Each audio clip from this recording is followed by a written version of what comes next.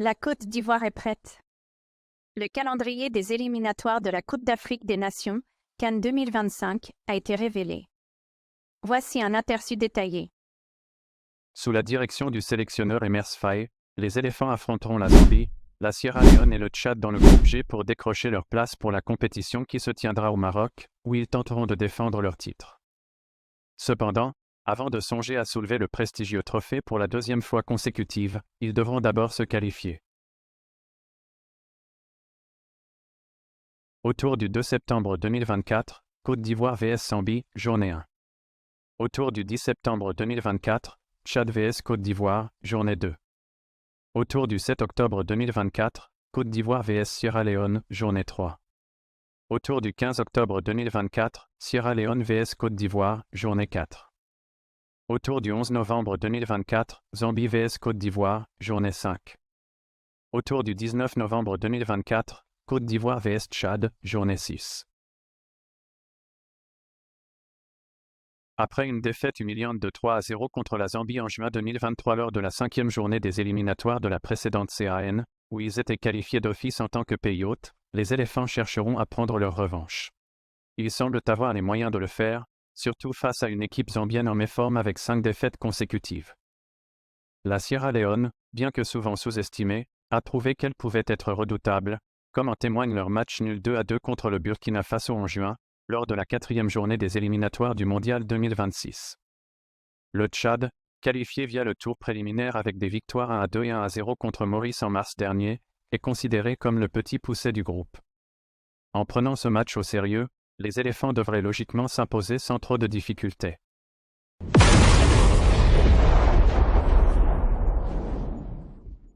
La République démocratique du Congo veut organiser la Coupe d'Afrique des Nations, CAN 2029, un grand événement du football continental qui exige beaucoup de travail en amont. C'est dans cette optique que le manager de football, Bob McCandless, a organisé dans la soirée du vendredi 5 juillet 2024 un plateau d'échange autour du thème « Le rôle du football dans la promotion du développement communautaire en Afrique ». L'objectif de cette soirée, qui s'inscrit dans une dynamique de partage d'expériences, était, d'après l'organisateur, d'échanger sur le secret de la réussite de la Coupe d'Afrique des Nations Côte d'Ivoire 2023. Et ce que doit faire la République démocratique du Congo qui souhaite organiser la CAN 2029.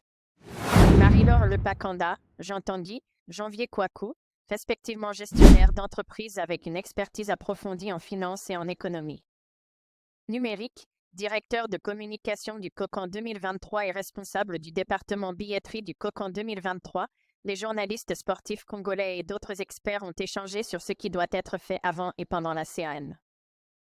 Tout en énumérant ce que Perret gagnerait en termes d'infrastructures, d'emplois directs et indirects, de tourisme, d'images et tant d'autres bénéfices liés à l'organisation d'une CAN, Marie-Laure Lepas estime que pour que la RDC réussisse à l'organisateur en 2029, l'État congolais doit débourser 2,4 milliards de dollars USD. Le pays de Pierre Ndeya Mlamba gagnerait en retour près de 700 millions de dollars américains rien qu'avec le tourisme.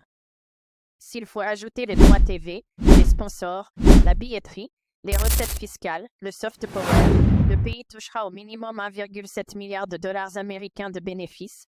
L'organisation de la CAN aura aussi des retombées culturelles et renforcera la cohésion nationale. Partageant l'expérience de son pays qui a réussi à organiser l'une des plus belles CAN, l'Ivoirien Jean Tanguy, directeur de communication du COCAN 2023, a insisté sur la vision.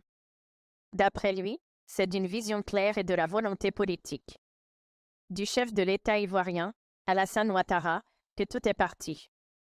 Le comité d'organisation a été créé par degré présentiel en 2017.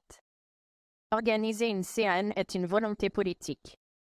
C'est l'État qui regarde cette volonté auprès de la CAF. C'est un comité d'organisation d'experts locaux qui pilote cette volonté.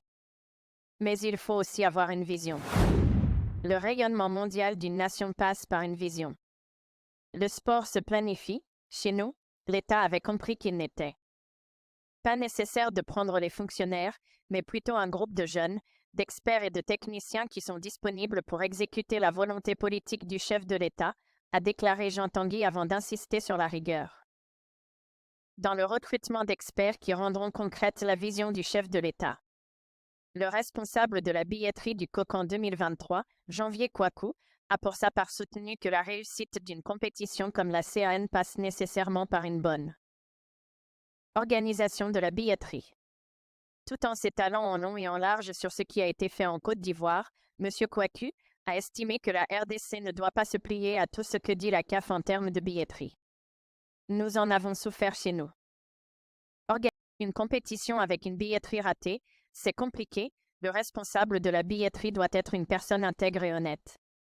J'ai été sous la pression des autorités ivoiriennes durant la CAN, afin de leur donner les billets qui étaient déjà achetés par d'autres personnes.